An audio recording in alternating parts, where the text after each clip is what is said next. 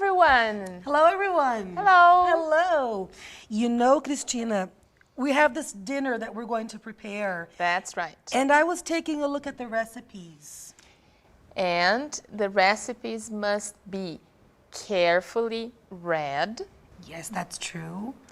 because they must be carefully prepared. Yes, that's true. Some of these recipes are tricky, so we really have to follow the instructions. Because we want our dinner to be well cooked, That's well true. prepared. That's true, and it will be. It will be.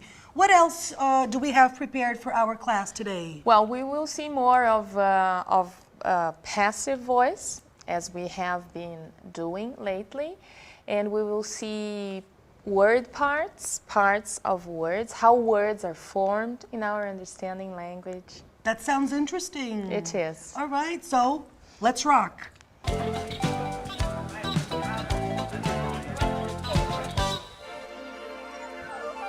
Partes de palavras. Este é o tema da nossa compreensão da língua, our understanding language. O que são partes de palavras, gente? Vocês já observaram que na nossa língua, português, ou que na língua inglesa que nós estamos estudando, as palavras são formadas de partes que se repetem. Quando eu ensino para vocês o ED, ele é um sinal de passado que não aparece em uma palavra apenas, mas em várias palavras da sua categoria, do seu tipo, né, que nós vimos que são as ações, que são as palavras que respondem à pergunta fazer o quê. O que nós vamos ver hoje é que existem partes de palavras típicas para cada palavra, para cada tipo de palavra que responde às nossas perguntas básicas. Vamos ver. Ao acrescentar dade ao como, o que, o quem, feliz, formou-se felicidade, que é um o que. Nós temos o que então? Temos uma característica, feliz, como, feliz, e temos uma coisa, um sentimento, um o que é felicidade, que se formou a partir do acréscimo desta parte de palavra que é dade. A terminação dade em português sempre indicará que estamos falando de o que. Dade forma o que? Forma coisas, sentimentos, conceitos, maldade, capacidade, bondade e uma infinidade de outras palavras que terminam assim. Já in, no começo da palavra, transforma no contrário do original, no contrário daquela em que in foi acrescentado. Desconfortável, impossível. Confortável, o contrário, desconfortável. Possível, o contrário, impossível. Happy, em inglês, nós já sabemos, é feliz. Happiness é felicidade, de onde se pode mais ou menos já imaginar que esse final ness tem um papel parecido com o final dade em português. Unhappiness, infelicidade. Olhando assim, comparando, nós podemos ver que un é como in, tem o mesmo papel. Em inglês, o final ness, assim como o português dade, também indica what, é o que nós acabamos de ver. Happiness, felicidade, carefulness, cuidado.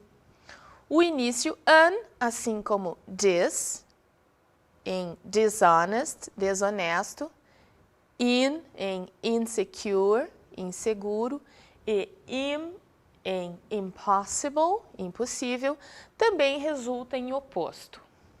Nós vimos exemplos de como esse mecanismo das partes de palavras funcionam em português e em inglês.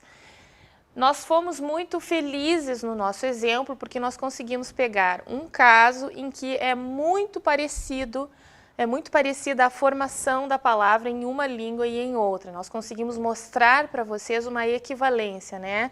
Feliz, happy, felicidade, happiness, infeliz, unhappy, possible, possível, impossible, impossível, honest, honesto, dishonest, desonesto e assim por diante. Nós escolhemos esses exemplos porque eles são muito didáticos e eles são iguais ao que acontece em inglês. Mas isso não acontece sempre. Vai haver casos em que a parte de palavra estará ali e nós não vamos conseguir encontrar uma equivalência, um procedimento igual em português. É nesses casos que valem as listagens que vocês recebem, onde as partes de palavras estão agrupadas conforme o tipo de palavra que elas formam e, portanto, a palavra, né, o tipo de palavra que responde a alguma das nossas perguntas básicas. Então, nós temos, por exemplo, que o NES responde, né, forma palavras que respondem à pergunta what, o que? Forma coisas, forma sentimentos. Nós temos que o LY, L-Y, equivale ao nosso mente e forma o jeito como nós fazemos as coisas, né, a forma como de ações. Por exemplo, easy, fácil, easily, facilmente. Final, final. Finally, finalmente, e assim por diante. Ou seja, não vai acontecer sempre a equivalência, mas vai acontecer, sim, daquele final de palavra quase sempre corresponder à pergunta básica, né? Quase sempre formar uma palavra que responde uma das nossas perguntas básicas, assim como está listado, organizado no material de vocês. Nós não temos a expectativa que vocês decorem esse conteúdo e saibam, porque esses são conhecimentos de morfologia, embora básicos, eles fogem um pouco do conteúdo básico da língua, mas nós resolvemos mostrar para vocês porque é uma ferramenta adicional que ajuda a se familiarizar. Tudo que a gente quer, né, é estar familiarizado com a língua, familiarizado com os sons, com a formação das palavras. E essa compreensão, né, dessa sistemática por trás da formação das palavras, com certeza nos ajuda neste processo. Nós vamos agora à nossa Basic Communication.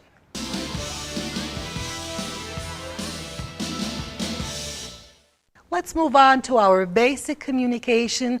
We're going to begin with an audio segment. My bike is at the shop. It is being repaired. Let's listen. Hi, Mother. What are you doing here? Hi, Jane. I came here to see you. What a nice surprise. I have got to go to many places today. My bike is at the shop. It is being repaired. I took your father's jacket to the laundry. It is being washed. And I also took your sister's boots to be repaired. Wow, you really had a lot of places to go. Vocês devem ter observado neste diálogo que acabaram de ouvir a seguinte construção. Be, em alguma forma, mais being, mais o nosso velho amigo passado como. O que é isso, gente? Isso é uma outra forma do que nós temos visto aqui recentemente, que é a voz passiva. Vamos ver alguns exemplos e depois nós vamos olhar para aquele nosso esquema dos tempos, né, dentro das elipses. The house is being painted this week. Tradução, a casa está sendo pintada esta semana. Is, está, being, sendo, painted, pintada. The exercises are being done. Estão, being, sendo, done, feitos. A gente mexe aqui, né, no primeiro be, que é o be que atende a pessoa, né, que a gente escolheu para fazer a comunicação. Nesse nosso caso aqui são the exercises, então é are. No caso anterior era the house, então é is. O que caracteriza a voz passiva é a presença do be em todos os tempos. E o be está em todos os tempos, respeitando cada um deles, né, as suas formas em cada um deles. Então, vamos retomar o nosso esquema com o passado, o presente e o futuro. Vocês já sabem que aqui é o passado, que aqui é o presente, que aqui é o futuro, né? Nós tiramos os nomes porque nós temos muito texto dentro das elipses e nós queremos dar ênfase para a forma como eles são construídos, né? Então, nós começamos aqui com o que nós já vimos, o be mais o passado como, nos casos em que o be está no presente e é, portanto, am, ou is, ou are. I am, he, she, it is, you are, we are, they are. Ok? Então, aqui é feito, está feito e assim por diante. No passado, nós temos exatamente a mesma maneira de organizar as palavras e o que muda? Muda que o be não está mais no presente e sim no passado. E aí nós temos as formas was e were. É bom, hein, gente? Uma forma menos, fica ainda mais fácil. Was para o que está no singular e were para o que está no plural. Lembrando, né, que fica I was, he, she, it was e as demais com were. Aqui é foi feito, estava feito e assim por diante. No futuro, nós já vimos também que como nós não temos uma forma específica para o futuro, nós precisamos combinar o will com o be e fica sempre assim, independente da pessoa. Qualquer realizador mais will be mais o passado como. Então, vai ser feito ou será feito. Aqui estão os nossos tempos dentro das elipses. O que nós acabamos de ver é o uso do ing, né, que com o be enfatiza a continuidade das ações, né? É como se a gente lançasse um zoom para o momento e entrasse na continuidade deles, onde está sendo enfatizado o que está sendo feito. As formas do be são as mesmas, a única coisa que acontece é que a gente inclui o being, que é o sendo, né? E aí vai depender, né, de quem vai ser a pessoa, quem vai ser o realizador, se é I am, né? I am being understood, estou sendo compreendida. E nós usamos esse tempo quando nós queremos enfatizar a continuidade, quando nós queremos dar um zoom no momento em que algo está acontecendo, ok? Aqui no passado nós temos a mesma coisa. Como aconteceu de mudar a forma do be para o passado, né? Aqui na ênfase, na continuidade, ocorre o mesmo. As nossas formas de be são was e were. Né? Então, aqui nós temos o estava sendo feito e temos uma forma menos, né? Como lá em cima, e isso facilita um pouco para nós. Imagino que vocês, olhando essa corrente, né, consigam fazer esta associação de forma, assim, de ênfase, né, de tipo de tempo que a gente opta por usar, com a estrutura que ele exige, que é be, nas suas diversas formas, mais being, mais o passado como. O being e o passado como ficam inalterados, a gente trabalha em cima do be conforme ele esteja no presente, conforme ele esteja no passado. Tem mais uma coisa para a qual eu quero chamar a atenção de vocês. Como será que fica a voz passiva, a ênfase no que está sendo feito, quando nós estamos tratando deste nosso tempo aqui, o tempo que liga o passado ao presente? Fica assim, gente, have ou has been, mais o passado como. Lembrando que been é o passado como de be, né? O be sempre tem que aparecer na voz passiva. E, no caso do have ou has mais passado como, ele está ali na sua forma de passado como. Vamos ouvir um áudio que tem frases, que tem expressões nesse tempo, nessa construção. Flowers have been planted in the garden. Hi, Enyo. Your house looks beautiful. What have you done? The windows have been repaired, the walls have been painted, a garage has been built, and flowers have been planted in the garden. And did you do it yourself? Of course. Congratulations. Thanks. Para dizer que algo foi feito, mas sem precisar em que momento no passado, nós usamos have ou has, mais been, mais passado como. Então, o uso desse tempo, dessa estrutura, dessa forma de expressar uma ação, permanece com a mesma orientação de quando ele não tinha been, de quando a gente não estava falando na voz passiva, ok? O que acontece agora é que nós estamos dando ênfase para o que foi feito, o que é feito. Vocês lembram, né, que esse tempo às vezes é traduzido como passado, às vezes é traduzido como presente. Vamos ver uns exemplos. Things have been changed. As coisas foram mudadas. Optamos aqui por uma tradução no passado, né? Porque o tempo esse, have ou has been, nos dá essa margem. Às vezes ele é presente, às vezes ele é passado. She has been warned. Ela foi avisada. They have been called. Eles foram chamados. Observem que nós estamos sempre trabalhando no have ou no has, conforme a pessoa, e o been e o passado como ficam inalterados, né? Lembrem daquela ponte entre o passado e o presente, acima da qual nós mostramos o nosso tempo, né? Have ou has, mais passado como, mais been, mais passado como. Lembrando, né, gente, que o been é o passado como de be. What do we have now? Let's ask our teacher, Sonia. What we're going to do now is we're going to move on, Christina, to an audio segment. And I used to eat a lot of sweets. Hi, Jamie. How are you? It's been a very long time. Hi. Yes, we haven't seen each other in a long time. How are you? I'm okay. How about you? You look very different since I last saw you. To begin, I used to go to work by car, but now I walk and I used to smoke too. Wow, so you stopped smoking? That's wonderful. Yes, it is, and I'm very happy. I used to weigh 130 kilos, but now I weigh 86 kilos. Oh, Jamie, I'm so very happy for you. How did you lose so many kilos? What's the secret? There is no secret. I used to eat a lot of sweets. I also didn't used to eat vegetables, but now I do.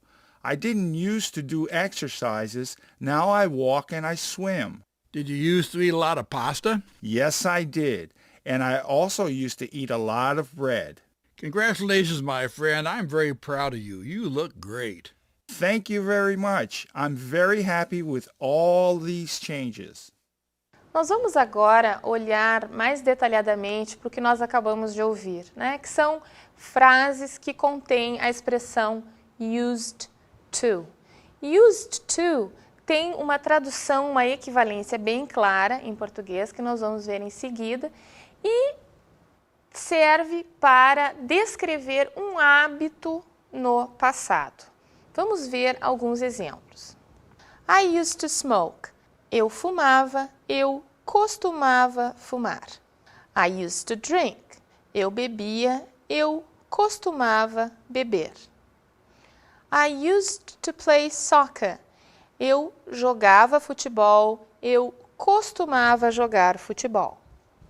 Esta expressão used to mais a ação pode ser traduzido por ação mais ava, ávamos, ava, etc. Em português, né, que é o costumava, ou o falava, o trabalhava, né, e as equivalências.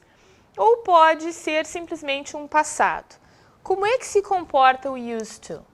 Quando nós estamos afirmando, né, numa frase afirmativa, positiva, I used to swim, you used to swim, e é sempre igual para cada uma das pessoas. Não existe mudança alguma para nenhuma delas. I, you, he, she, it, we, you, they. Swim, lembram, né, gente? Nadar. Então, used to swim é costumava nadar, costumávamos nadar, costumavam nadar ou nadavam, nadava, etc. Como used to está no passado, né, é o passado de use, que é usar, quando a gente nega, a gente precisa do velho ajudante, né, do passado, que é o did. Então, o did entra e o use sai do ED. Todas as pessoas, I, you, he, she, it, we, you, they, didn't use to swim. Tradução: não costumava nadar, não nadava. Não costumávamos nadar, não nadávamos, etc. Bom, para perguntas, né? Se as ações precisam de ajuda para negar, elas precisam de ajuda para perguntar também. E aqui o did, mais uma vez, aparece, só que abrindo a nossa frase. Did, mais qualquer uma das pessoas, mais used to play soccer, used to swim. Lembrando que porque aparece o did, o D do ED não aparece, o passado está todo aqui. E agora, complementando com o que nós já conhecemos, que é aquela possibilidade de fornecer respostas curtas, né, que existe em inglês, eu mais uma vez uso o did. Então, yes, I did, no, I didn't. Did ou didn't o quê?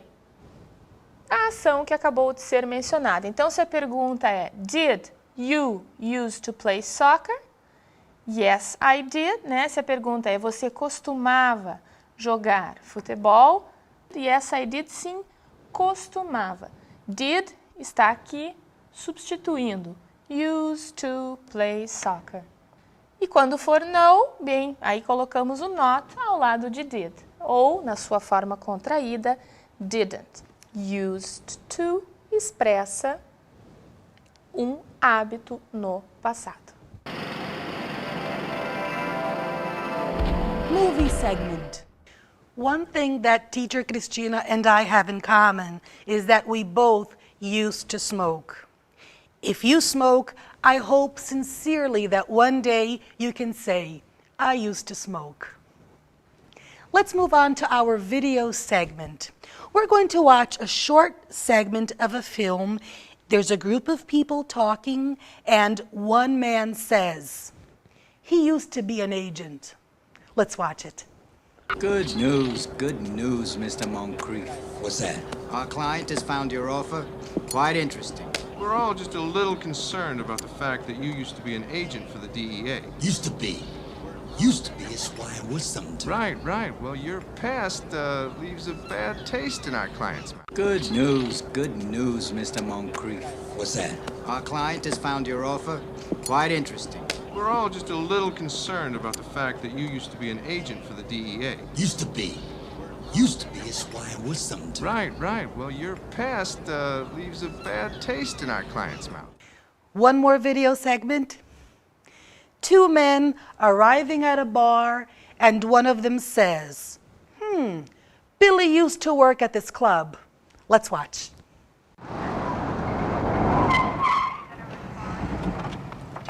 Okay, what's the deal? It's a long shot, but Billy used to work at this club over here as a bartender. I heard him talk about it before.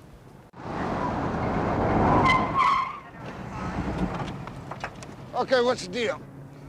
It's a long shot, but Billy used to work at this club over here as a bartender. I heard him talk about it before. One more movie segment. In this scene, Schmidt is talking about his childhood. He says, when I was a child, I used to... Let's watch.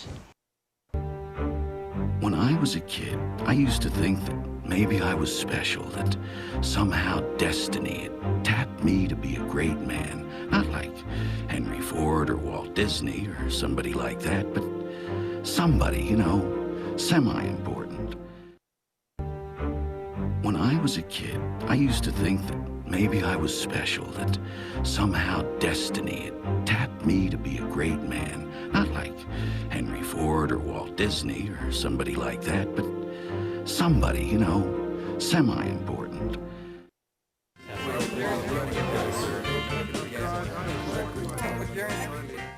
Gente, agora nós vamos conversar sobre um aspecto muito importante da pronúncia da língua inglesa. Qual é este aspecto?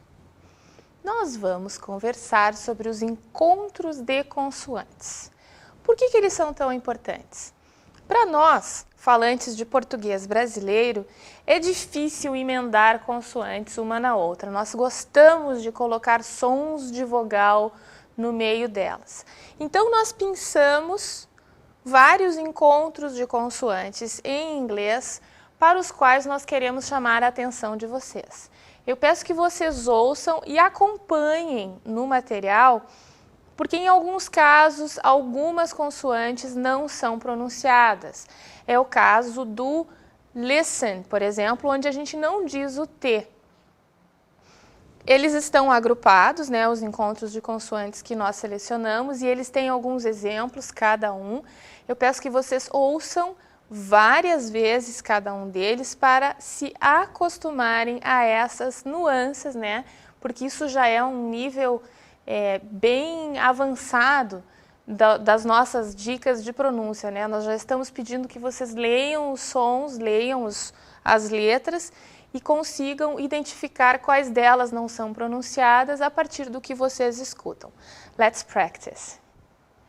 Girl, curl, pearl, world, watch, kitchen, catch, next, extinct, text, gold, help, already, 3, thrash, throw, listen, fasten, moisten, castle, muscle.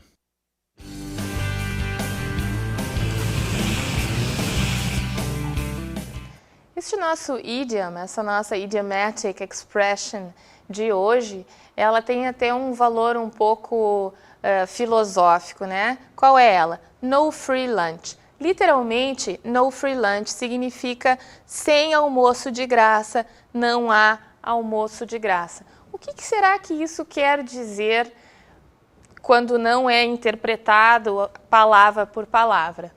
Significa que a gente não consegue algo sem dar algo em troca, né? Por isso que eu falei que é uma coisa meio filosófica, na verdade é uma maneira de ver as coisas. E é uma expressão que existe em inglês e que nós estamos trazendo para vocês até como um ponto de enriquecimento cultural. There's no free lunch. Não há almoço de graça. Ou seja, vocês estão diante de uma situação em que algo foi solicitado em troca e aí vocês podem comentar There's no free lunch.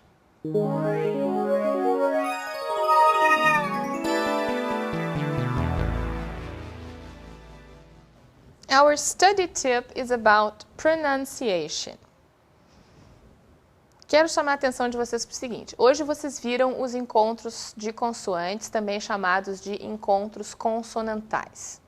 O que eu vou dizer para vocês agora vale para qualquer conteúdo de pronúncia, não só para o que foi visto hoje, mas com ênfase especial para o que vocês viram hoje, ou seja, com ênfase especial para os encontros de consoantes.